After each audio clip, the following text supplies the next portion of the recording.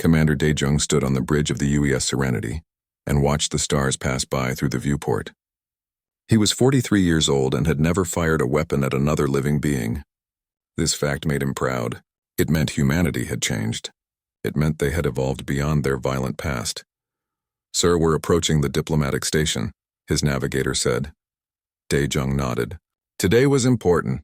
Today marked 40 years since Earth joined the Galactic Union. 40 years of peace. 40 years of proving to the galaxy that humans were no longer the barbaric warriors they once were. The Galactic Union was old. So old that most species had forgotten what war even looked like. For 3,000 years, the galaxy had been at peace.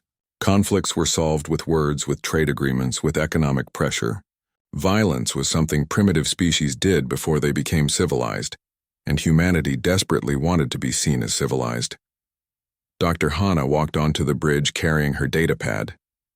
She was 32 and believed in the Union with her whole heart.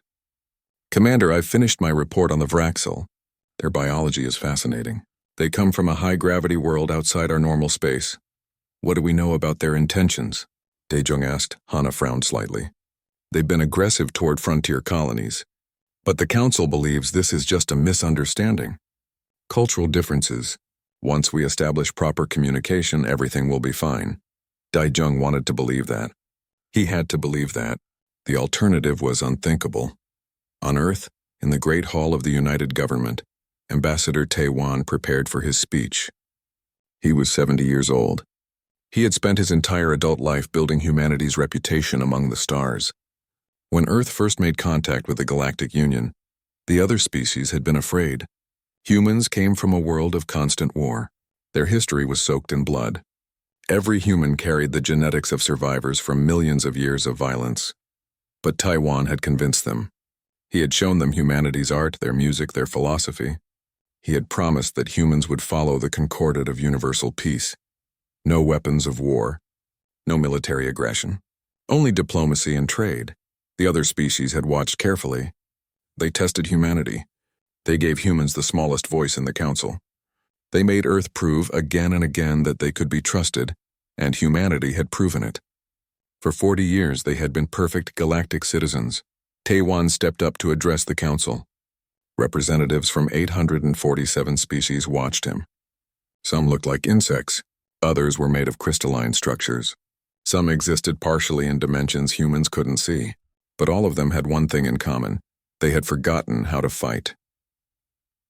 "Honored members of the Council," Taewan began, "Earth stands before you today, humbled and grateful. 40 years ago you took a chance on a violent species. You believed we could change. You believed we could become something better than our nature." The Council members made various sounds of approval. "We have worked hard to prove you right," Taewan continued. "We have dismantled our weapons. We have embraced peace. We have shown that even a species born in blood can choose a different path." A Council member from the Torathi species spoke. Her voice was melodic and condescending. "Humanity has done well. You have almost overcome your primitive instincts. With a few more centuries of guidance, you may become truly civilized." Taewan smiled and bowed. Inside, he swallowed the insult. This was the price of acceptance. Humans had to endure being treated like children, like reformed criminals who could never be fully trusted. Back on the Serenity, Daejung received new orders. "We're being sent to observe the Vraxel negotiations," he told his crew. "The Council wants human perspectives on the situation." "Why us?" his weapons officer asked. The Serenity barely had weapons, just enough to scare off pirates. The ship was designed for diplomacy, not combat. "Because," Daejung said, "they want to see how we handle ourselves in a tense situation." Another test. Dr. Hana looked worried. "The Vraxel have attacked 3 frontier worlds. Small outposts, but still. They ignored all diplomatic messages. Then we'll find a way to communicate better," Daejung said firmly. "Violence is never the answer.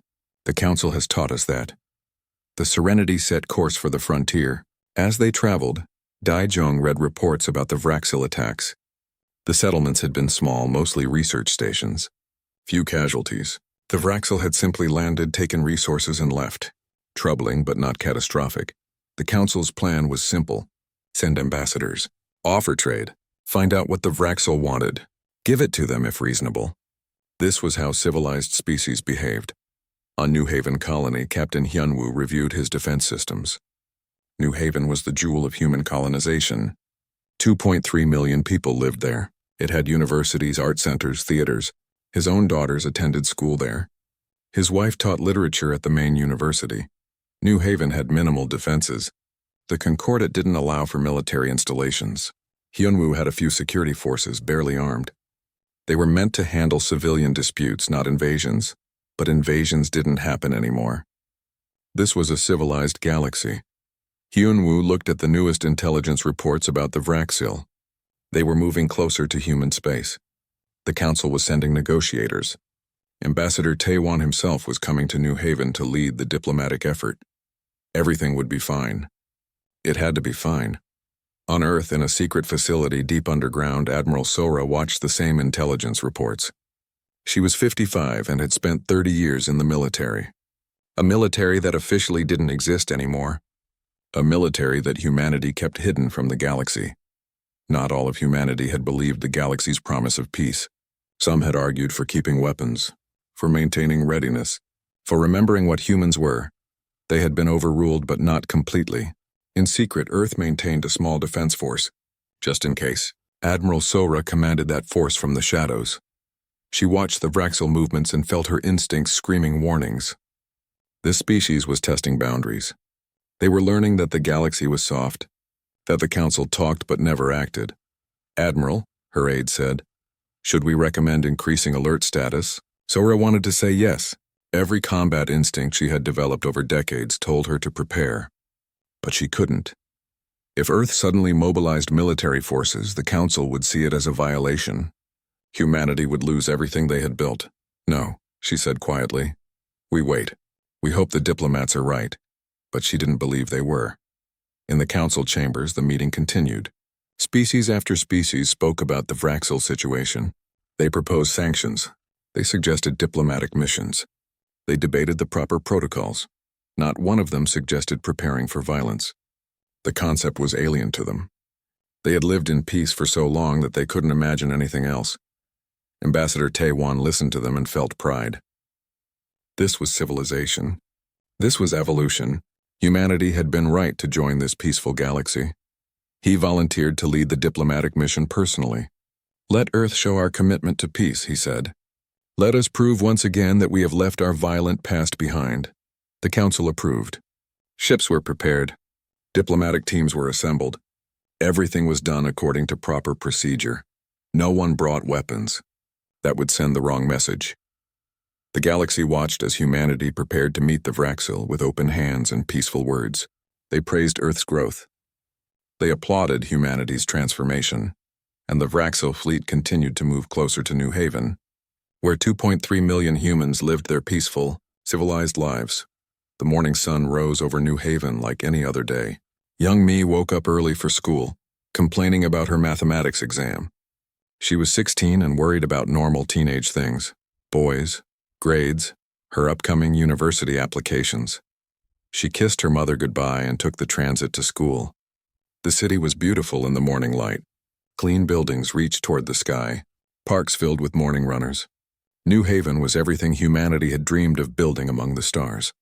Captain Hyunwoo stood in the Defense Coordination Center and watched his screens. The Vraxil fleet had arrived in the system overnight. 12 large ships. They were impressive but not threatening.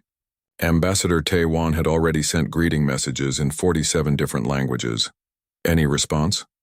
Hyunwoo asked. "Nothing yet, sir," his communications officer replied. Hyunwoo wasn't worried. The galaxy had protocols for this. First contact sometimes took time.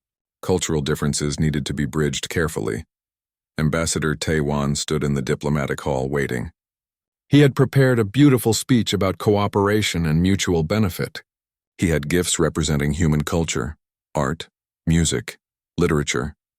These were the things that made humanity civilized. The Vraxil ships moved closer to the planet.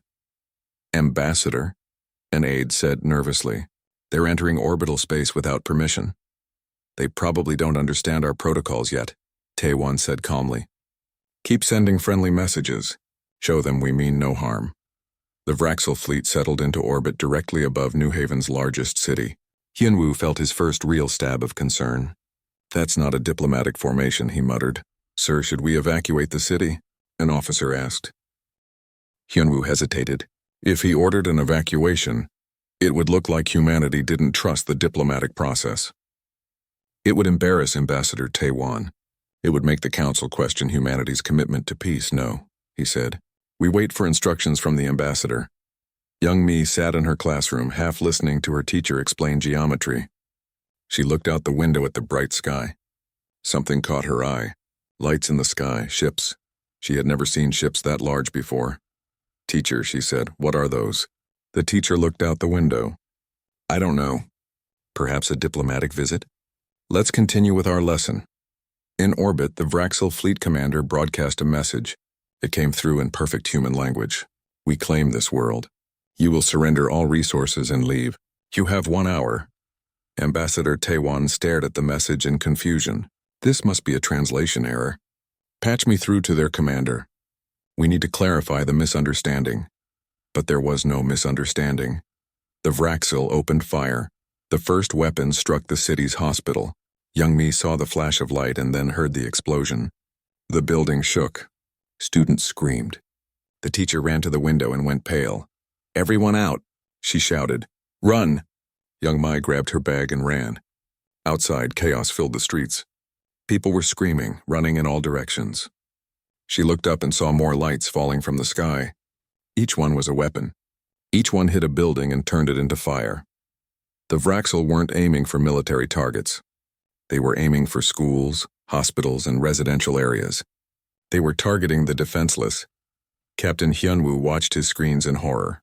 "Return fire," he shouted. "Sir, we don't have weapons that can reach orbit," his officer said. "We have crowd control equipment and small arms. Nothing that can touch their ships." Hyunwoo felt ice in his stomach. The Concordat had forbidden military weapons.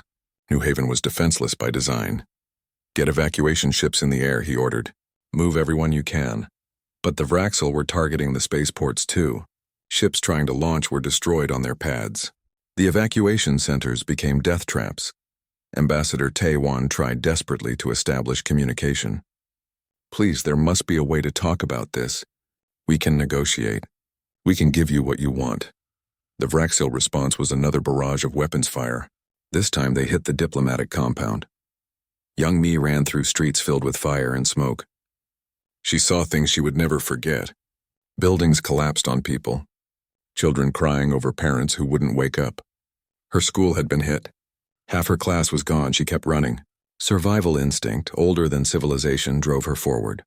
The bombardment continued for 6 hours. The Vraxel were methodical. They destroyed every major population center, every school, every hospital, every place where people gathered. The galaxy watched. The attack was being broadcast. The Vraxel wanted everyone to see. On the Serenity, Commander Daejung watched the broadcast with tears streaming down his face. Dr. Hana stood beside him, shaking. "Why?" she whispered. "Why would they do this?" "Sir," his communications officer said, voice breaking. "New Haven is requesting assistance. Captain Hyunwoo says they need evacuation support." "Set course immediately," Daejung said. "Maximum speed." "Sir, we'll arrive in 18 hours. I don't think—" The officer couldn't finish. Daejung knew what he meant. In 18 hours, there might be nothing left to save. After 6 hours of bombardment, the Vraxel landed ground troops. They moved through the ruined cities, hunting survivors. They didn't take prisoners. They executed everyone they found. Captain Hyunwoo gathered the few security forces he had. "We need to buy time for any survivors to escape." His forces had pistols and riot shields. The Vraxel had military armor and energy weapons. It wasn't a fight. It was a slaughter. Hyunwoo made his last transmission from a bunker as Vraxel forces closed in. "This is Captain Hyunwoo of New Haven. To anyone receiving this, tell Earth, tell them we tried their way. Tell them we followed the rules. Tell them we died believing in peace." He paused, hearing the doors being breached. "Tell them it's time to remember what we are." The transmission ended. Ambassador Taewon was captured while trying to reach survivors. The Vraxel brought him before their fleet commander. "You speak for your species," the Vraxel said. "Watch." They forced him to watch as they executed civilians, children, the elderly, the wounded. They made him watch for hours. They broadcast it all. Your galaxy is weak, the Vraxil commander said. Your council talks but does nothing. We will take everything we want, starting with your species. They executed Ambassador Taiwan on camera. His last words were, "Forgive us." Young Mi hid in the ruins of what used to be her city. She had found other survivors, maybe 30 people. They hid in the basement of a collapsed building. They could hear the Vraxil moving above them, hunting. She looked at the others. An old man. A mother with a baby. A teacher she recognized. All of them terrified. All of them wondering why the galaxy wasn't helping them. On Earth, Admiral Sora watched every second of the broadcast. She sat in the secret command center, hands clenched so hard her nails drew blood. The official casualty count came in. 1.8 million dead. 2.3 million had lived on New Haven. Most were gone. The Galactic Council held an emergency session. Species from across the galaxy gathered to discuss the tragedy. This is terrible, they said. We must pursue diplomatic solutions, they said. Economic sanctions will teach them, they said. Violence cannot be answered with violence, they said. Not one of them suggested sending help.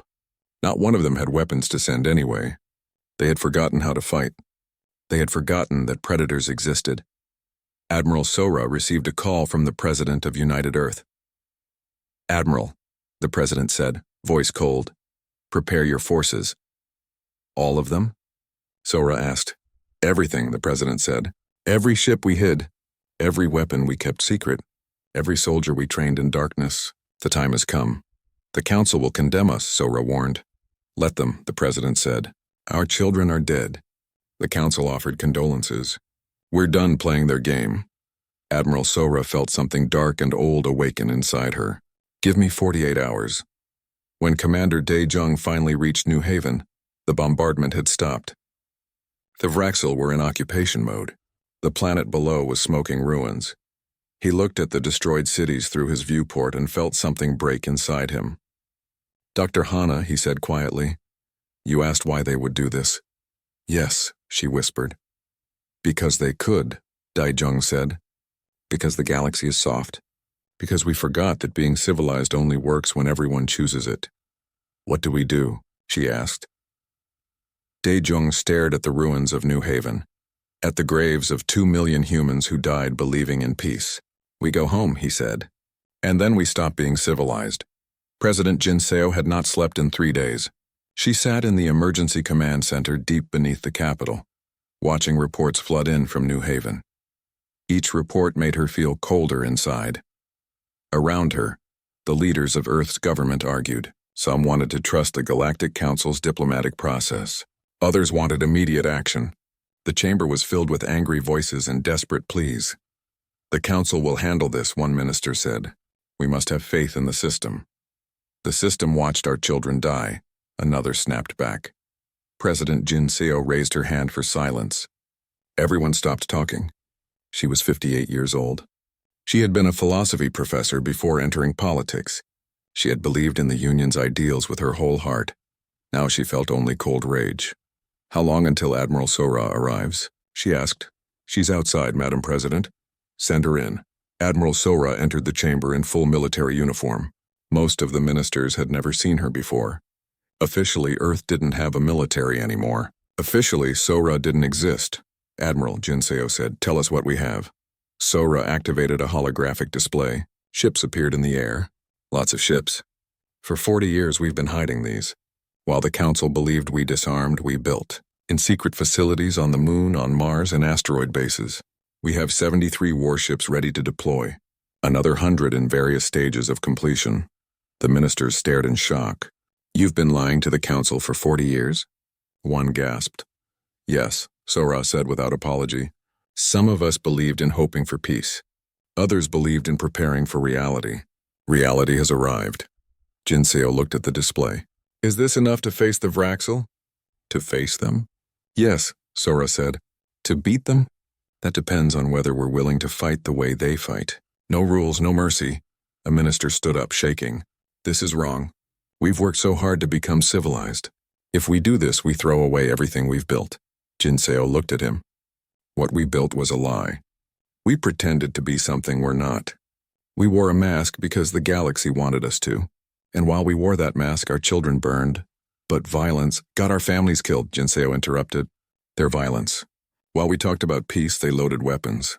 While we trusted the council, they planned murder. We tried their way, it failed. Now we try our way. She stood and addressed the whole chamber. I'm activating the emergency protocols. All hidden military assets are now operational. General Kyung-soo, you're authorized to deploy the Strategic Defense Force. General Kyung-soo stepped forward. He was 67, grizzled and scarred from the few conflicts humanity had faced before joining the Union. Madam President, once we activate Prometheus, there's no hiding what we are anymore. The galaxy will know we've been preparing for war. Let them know, Jinseo said. Let them know we're not the pet species they thought we were. Commander Daijung arrived back at Earth aboard the Serenity. He was immediately summoned to military command. When he arrived, he barely recognized the place. It was alive with activity. Soldiers in combat gear moved with purpose. Weapon systems were being activated. This was an Earth he'd never seen before. Dr. Hana came with him. She looked around in confusion and growing horror. This is impossible. We dismantled all of this. No, Daejung said quietly. We hid it. A young officer approached. Commander Daejung, you're being reassigned. The Serenity is being retrofitted for combat. You'll take command of the UES Reckoning when it's ready. The Reckoning? A destroyer-class warship, one of the new ones. You'll like her. She has teeth. Dr. Hana grabbed Daejung's arm. This is wrong. We can't do this. We're supposed to be better than this. Daejung looked at her with eyes that had changed. We tried to be better. We were peaceful. We were civilized. Our reward was watching 2 million people die while the council offered thoughts and prayers. But if we become violent, we're no better than the Vraxil. Then we'll be no better, Daejung said. But our families will be alive. Deep in classified archives, researchers pulled up files that hadn't been accessed in decades. Weapon designs, military tactics, combat doctrine. Everything humanity had learned from thousands of years of war, preserved in case it was ever needed again. Dr. Hana was brought to a different facility. They showed her to a laboratory filled with xenobiology equipment. An older scientist greeted her. Dr. Hana, we need your expertise. We're developing biological weapons targeted at the Vraxil physiology. Your research makes you perfect for this. She stepped back. I'm a xenobiologist. I study life to understand it, not to destroy it. 2 million humans are dead, the scientist said flatly. We need weapons that work. You can help us create them or we'll find someone else. Your choice. Hana thought about the broadcasts from New Haven, the children, the hospitals. She thought about Ambassador Taewan's execution. Show me what you have, she said quietly. Across Earth, massive doors began opening. Doors that had been sealed for 40 years. In the lunar mountains, hangars revealed themselves. On Mars, underground facilities came online. In the asteroid belt, hidden shipyards activated. The Galactic Council sent urgent messages to Earth. You are in violation of the Concordat. You have hidden military assets. You must dismantle them immediately and submit to inspection. President Jinseo recorded her response from the command center.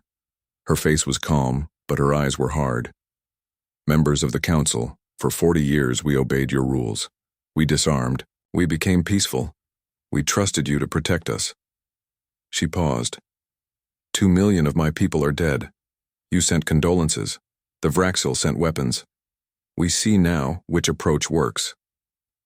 Earth will not dismantle anything. Earth will not submit to inspection. Earth will handle the Vraxil threat ourselves. You can help or you can watch, but you will not stop us. The council chamber erupted in outrage.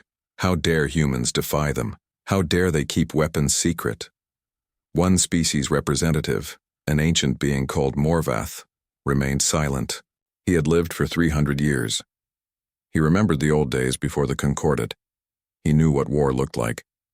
He looked at the human president's face on the screen and felt something he hadn't felt in centuries. Fear. General Kyung-soo gathered his forces in a massive briefing room. Thousands of soldiers stood at attention. These were men and women who had trained in secret their entire careers. They had volunteered to be humanity's hidden blade. "Soldiers," Kyung-soo said, "for your entire service, you've trained for a war we hoped would never come. That war is here. The galaxy is watching us. They think we've forgotten how to fight. They're wrong. We haven't forgotten. We've been patient. We wore the mask they wanted us to wear. But masks can be removed." He activated a display showing the ruins of New Haven. "This is what patience bought us. This is what civilization earned us. We will never be this weak again." The soldiers stood silent, faces hard. They had all seen the broadcasts. "We deploy in 48 hours, Kyung-soo continued. "Our target is New Haven. The Vraxel think they've won. They think we're soft. We're going to teach them what humans really are." Admiral Sora walked through the hangar of the UES Retribution. The ship was enormous, larger than anything the Council had ever seen from humanity. It had been built in secret over 20 years, assembled in a hidden facility in the Kuiper Belt. "Welcome aboard, Admiral," the ship's captain said. "She's ready for combat." Sora looked at the weapons systems. Railguns, missile batteries, energy weapons, cyber warfare suites, everything needed to fight a modern war. "How many ships do we have ready for the first wave?" she asked. 37 combat vessels. The rest will join us within a week." Sora nodded. It would have to be enough. President Jin Seo made one final address to Earth and its colonies. Billions watched. "My fellow humans, we stand at a turning point. For 40 years we tried to be something we're not. We pretended our nature had changed. We believed that being civilized meant being harmless. We were wrong. Civilization requires strength to defend it. Peace requires warriors to maintain it. We forgot this lesson. It cost us dearly. The Vraxil think they've found easy prey. They think the galaxy is weak. They're half right. The galaxy is weak. But humanity never was. We just pretended to be." She leaned forward, her face filling screens across human space. "We're done pretending. To the Vraxil, and to anyone else watching. You've made a terrible mistake. You've awakened something you don't understand. For 40 years we've been patient. We've been peaceful. We've been civilized. Now we stop being civilized." The broadcast ended. Across human space, the hidden military assets moved into position. Ships that shouldn't exist, launched from bases that shouldn't exist. Soldiers who officially weren't soldiers prepared for war. The Galactic Council sent more messages. Threats, demands, warnings. Earth ignored them all. Commander Dai-jung stood on the bridge of the UES Reckoning and felt the ship come alive around him. This was nothing like the Serenity. This was a weapon designed for one purpose, destroying other ships. "Sir," his new weapons officer said, "all systems ready. We can leave orbit on your command." Dai-jung looked at Earth below. Peaceful, beautiful, home to billions who had trusted the galaxy's promise of peace. "Take us up," he said. "We have a war to fight." The Vraxil War Master Threndix stood on the bridge of his flagship and watched New Haven below. The occupation was going well. The humans had stopped running. Most were dead. The survivors were hiding in ruins easy to hunt at leisure. "War Master," his communications officer said, "we're receiving messages from something called the Galactic Council. They demand we cease operations and submit to arbitration." Threndix made a sound that was laughter in his species. "Ignore them. What will they do? Talk at us more?" He looked at his fleet. 12 warships against a galaxy that had forgotten how to fight. "The humans showed us the truth. This galaxy is defenseless. We'll take whatever we want." His sensor officer suddenly tensed. "War Master, multiple contacts entering the system. Unknown configuration." "Show me." The display lit up with new ships. 37 vessels, all broadcasting human identification codes. Threndix studied them with interest. They were larger than the diplomatic ships he'd destroyed, more angular, clearly designed for combat. "So the humans have teeth after all," he said. "This might be interesting. Prepare for engagement, Admiral." Sora stood on the bridge of the Retribution. and watched the Vraxil fleet on her displays.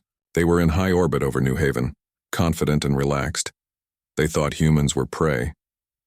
"Admiral," her tactical officer said, "we have positive identification on all Vraxil vessels. Their formation is standard military doctrine. They're not even trying to hide their command ship. They don't think they need to," Sora said. "They think we'll fight like the Council species do. Orderly, following rules." She smiled without humor. "Open a channel to all ships. Battle Protocol Genghis." Her officers looked at her with hard smiles. Protocol Genghis, named after a human conqueror from ancient history.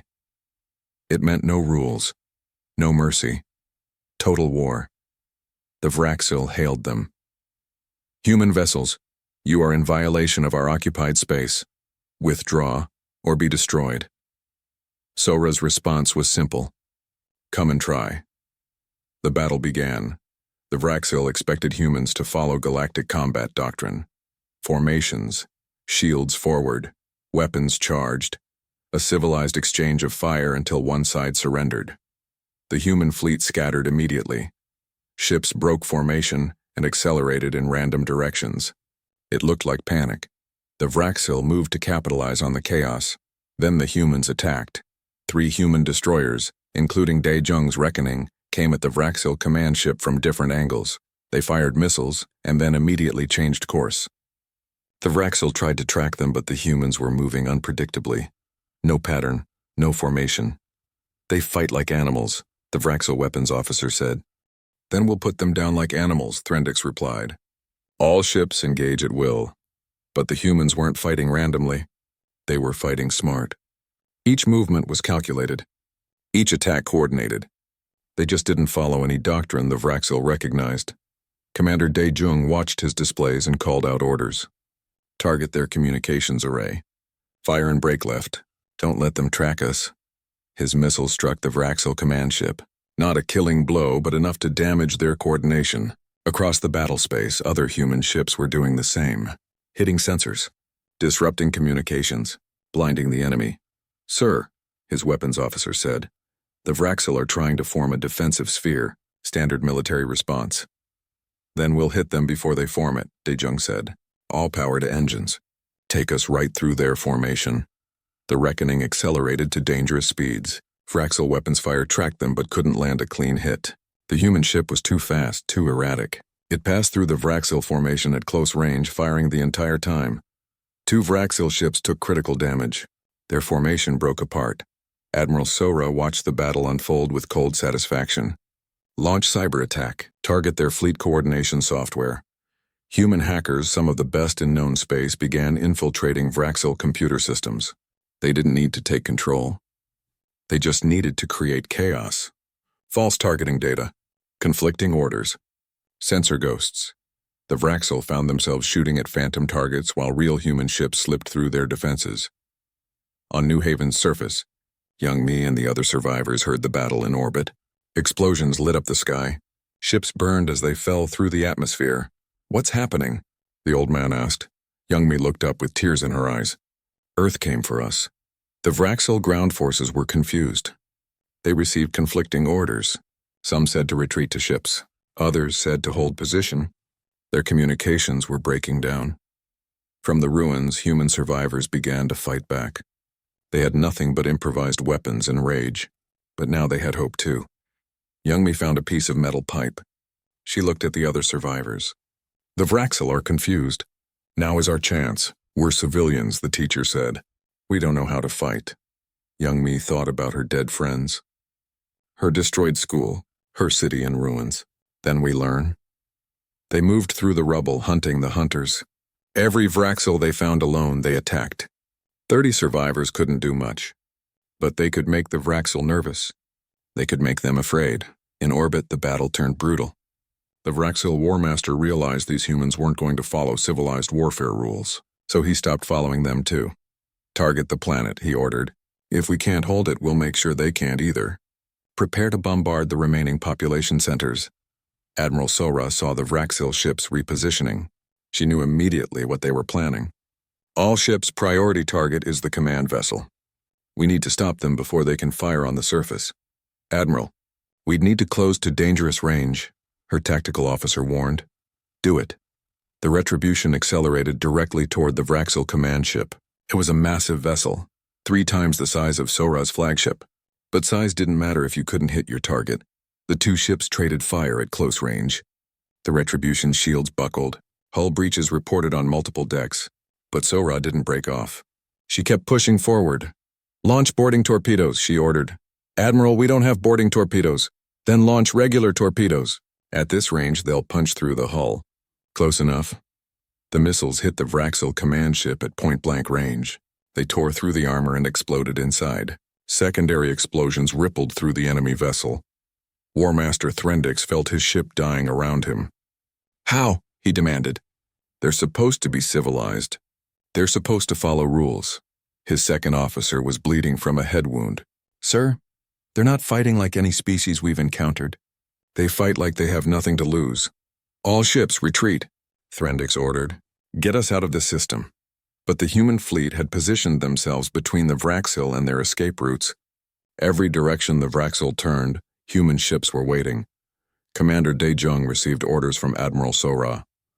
All vessels, no escape, no prisoners. Show them what humans do to those who threaten our families. Dr. Hana, working in a laboratory back on Earth, received real-time data from the battle. The biological weapon she had helped design was ready. It was species-specific, targeting only Vraxil biology. It was cruel, effective, everything she had sworn never to create. She looked at the authorization screen. 1 button press. That's all it would take. She thought about the children she'd seen killed in the broadcasts. She thought about Ambassador Tae Wan, executed while begging for peace. She thought about what she had believed in and what reality had taught her. She pressed the button. The weapon deployed through aerosol canisters loaded on human missiles.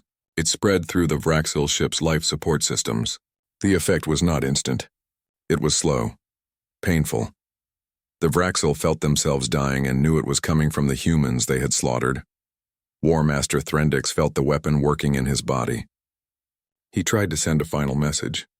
We surrender. By the Concordat of Universal Peace, we surrender. Admiral Sora received the message. She thought about the 2 million dead humans. She thought about how the Vraxil had executed civilians who tried to surrender. Denied, she said simply. The Vraxil fleet died in orbit over New Haven. 12 ships, thousands of Vraxil warriors. Not one survived. The Galactic Council sent urgent messages. This is a war crime. You must cease immediately. You must accept their surrender. President Jinseo responded personally. We don't recognize the Concordat anymore. The Concordat failed to protect our people. It means nothing to us now. On New Haven's surface, young Mi and the survivors watched Vraxil ships burning in the sky. Human dropships began landing. Soldiers in combat armor emerged, hunting the remaining ground forces. A soldier approached young Mi's group. His armor was scarred from combat. His weapon was ready. But his eyes were gentle when he saw the civilians. We're here, he said simply. You're safe now. Young Mi looked at him and started crying. For the first time in days, she let herself feel the horror of what she'd survived. The soldier knelt beside her. We're sorry we weren't here sooner, he said. We're sorry you had to suffer while we followed rules that didn't protect you. That ends now. No one will hurt you again. Commander Daejung stood on the bridge of the Reckoning and looked at the debris field that had been the Vraxil fleet. He felt no satisfaction, no triumph, just cold certainty. Sir, his communications officer said quietly, Admiral Sora is requesting all ship commanders report to the Retribution. When they gathered, Admiral Sora looked at each of them. The Council is calling us monsters. War criminals. They say we've violated every principle of civilized warfare. Have we? Someone asked. Yes, Sora said without hesitation. We've violated their principles.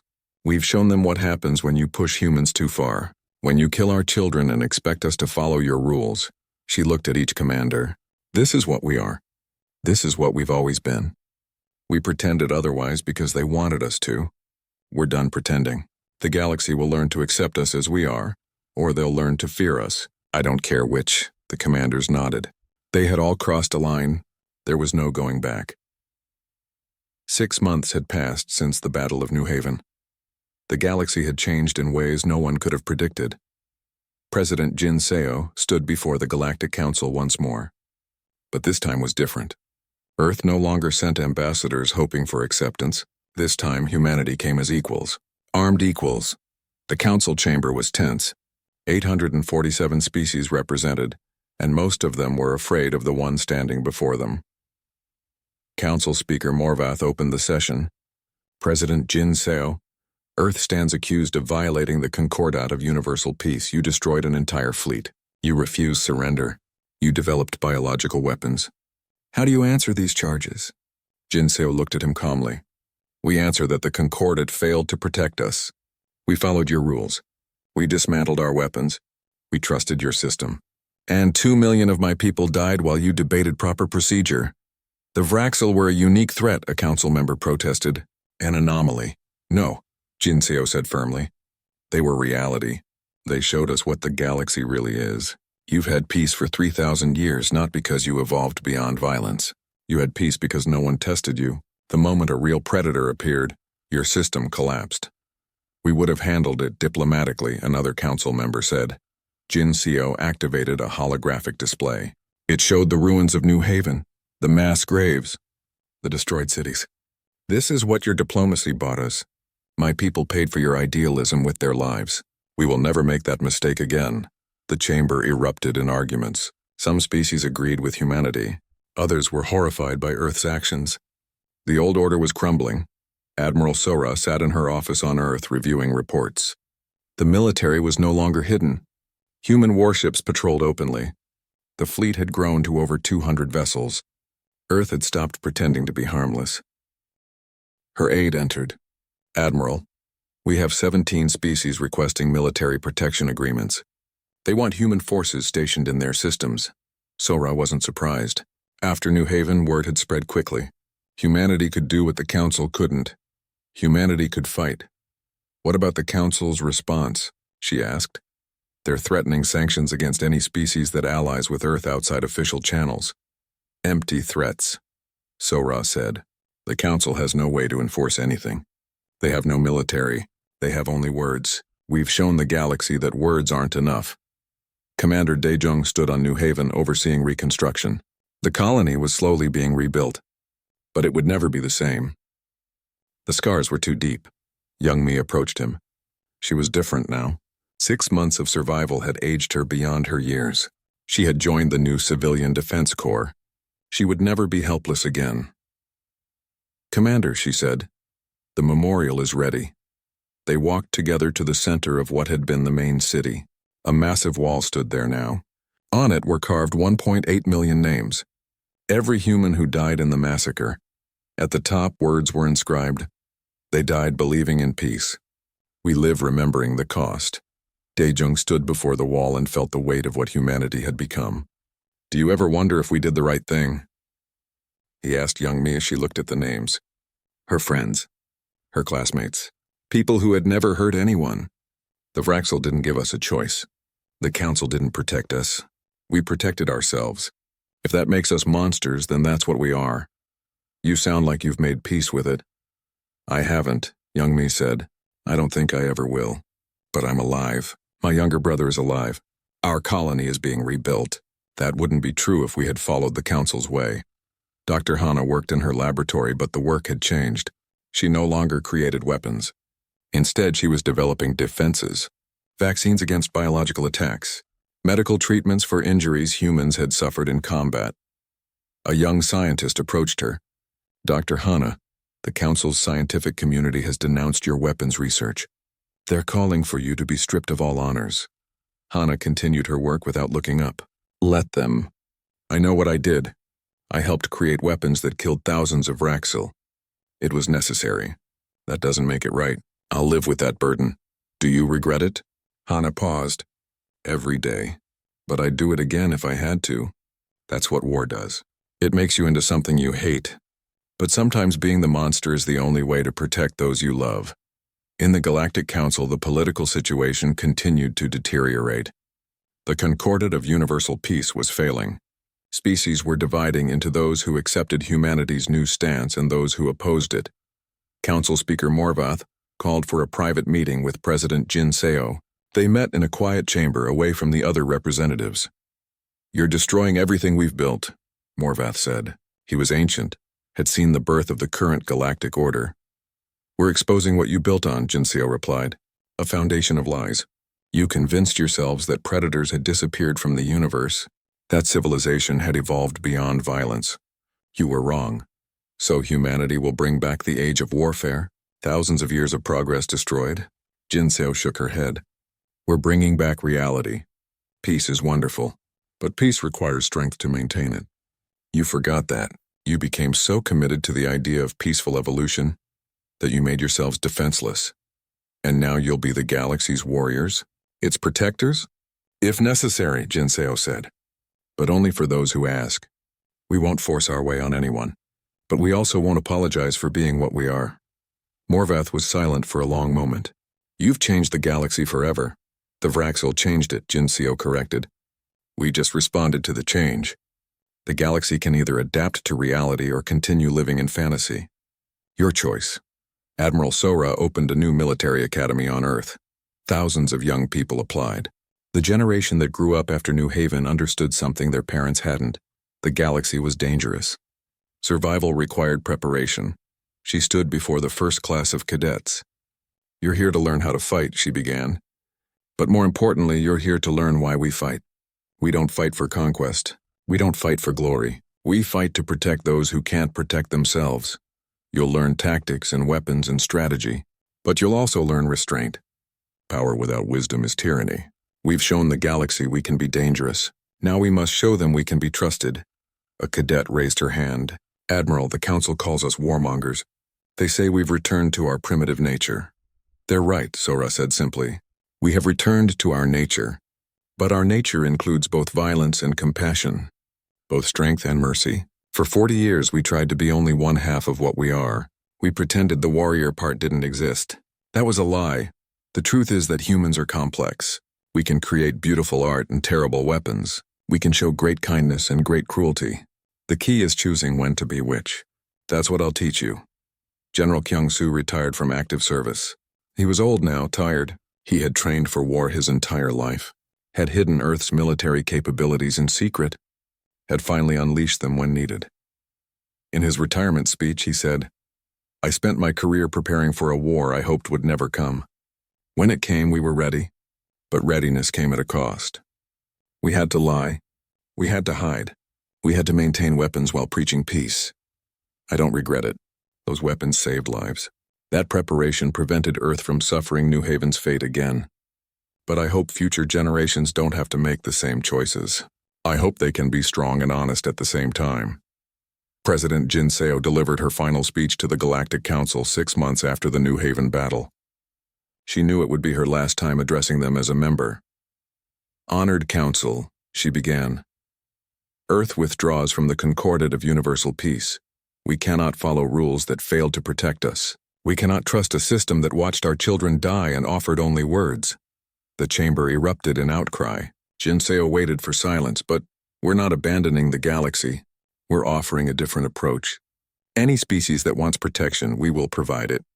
Any species that faces threats, we will help them defend themselves. Any species that shares our belief that peace requires strength, we will stand beside them. We're forming a new alliance. We call it the Mutual Defense Coalition. It's built on one simple principle: we protect our own. Not through sanctions or diplomacy or hopes that predators will see reason, but through strength, through the willingness to fight when necessary. To those species who choose to join us, you'll have our loyalty and our protection. To those who remain with the Council, we bear you no ill will. We hope your way works for you. But we've learned that hope is not a strategy." She looked directly at Council Speaker Morvath. "You asked if we'll bring back the age of warfare. No, we're bringing back balance. For 3,000 years, the galaxy swung too far toward passive peace. That imbalance nearly destroyed us. We're correcting it. This is humanity's answer to slaughter. We stop being what you wanted us to be. We stop pretending we're harmless. We embrace what we are, warriors when necessary, protectors always, and never again victims." 43 species immediately requested to join Earth's new alliance. More would follow in the coming months. The galaxy was realigning around a new reality. On New Haven, young Mai stood before the memorial wall 1 year after the massacre. She wore the uniform of the Civilian Defense Corps. She would finish school eventually, but first she had other work to do. She touched the names of her friends carved in stone. "We remember you," she whispered. "We remember what you believed in, and we remember what that belief cost." A shadow fell beside her. Commander Daejung stood there, also touching the wall. "Do you think we've honored them?" young Mi asked. "By becoming what we've become?" Daejung was quiet for a moment. "I think we've honored them by surviving, by making sure no other human colony suffers what New Haven suffered, by being strong enough that no one will test us again. But we've become killers." "Yes," Daejung said, "and I hate that. But I hate the alternative more. I hate the idea of more names on more walls. More children dead because we were too civilized to defend them." Young Mai nodded slowly. "The galaxy calls us monsters now." "Let them," Daejung said. "Better to be feared monsters than pitied victims." They stood together in silence, two survivors of humanity's awakening, looking at the names of those who died believing in a peace that couldn't protect them. President Jinseo, now in her final year of office, recorded a message for future generations. It would be sealed and opened in 100 years. "To those who come after us," she said, "we made terrible choices. We became violent when we wanted to be peaceful. We killed when we wanted to heal. We embraced our darkest nature when we had tried so hard to transcend it. We did this because we had to. Because the alternative was extinction. Because sometimes being civilized means having the strength to be uncivilized when necessary. I hope your time is more peaceful than ours. I hope you never face the choices we faced. But if you do, remember this. Humanity survived not by being what others wanted us to be, but by being what we needed to be. We are not sorry for what we became. We are only sorry it was necessary." Admiral Sora, old now and near the end of her career, stood one last time on the bridge of the Retribution, the ship that had fought at New Haven, the ship that had announced humanity's return to the galaxy as a military power. "Admiral," her captain said, "the final inspection is complete. She's ready to become a museum ship." Sora looked around the bridge. This ship had killed thousands, had saved millions. It represented everything humanity had tried to forget and everything they remembered when forced to. "Make sure the exhibits tell the truth," she said. "Don't glorify what we did, but don't apologize for it either. Tell them we did what was necessary. Nothing more, nothing less." The galaxy would continue to change. New threats would emerge. New alliances would form. But one thing was certain. No one would ever again mistake humanity's desire for peace as weakness. No one would ever again assume that humans had forgotten how to fight. Because Earth had given the galaxy its answer to slaughter, we stopped being civilized.